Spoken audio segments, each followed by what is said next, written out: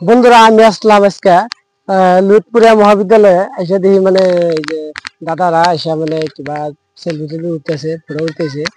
মানে এরকম ভাব দেখে মানে খুবই ভালো লাগছে। দাদাগরও মানে খুবই ভালো লাগছে। এসে মানে ভাবলাম যে দাদাগরের লোকের দুটা কথা কই আর কি। তো দাদা আছেন ভালো না? ইনশাআল্লাহ। এই জায়গায় এসেন না? এই জায়গায় আছি। বাড়িতে এই জায়গায় না ফাঁকে? বাড়ি অল্প ফাঁকে। এই জায়গায় কি কলেজ দেখবেন নাকি এসেন? কলেজ দেখবার নাকি আইছি।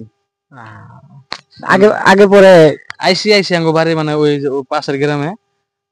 হঠাৎ করে মানে বন্ধু বান্ধব নিয়ে মানে ফটো উঠ পারিলাম। মানে জায়গাটা ভালো মেলা। আর আমার নাম করা কলেজ শহরের ভিতরে বিষয় মানে বড় একটা কলেজ। নাম করা কলেজ না? বড় লুৎপুরিয়া শহরের ভিতরে তো মানে একটাই কলেজ। একটাই কলেজ না? একটাই।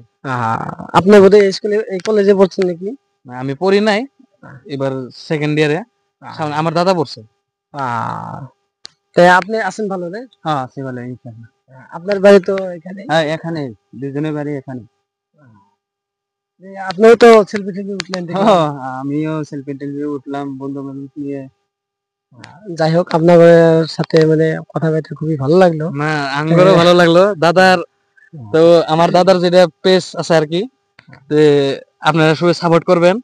আমার তরফ থেকে এটা করা থাকলো, তো আমার দাদার যেটা পেজ আপনারা সবাই ফলো করবেন। যাই হোক ধন্যবাদ। হ্যাঁ ঠিক আছে।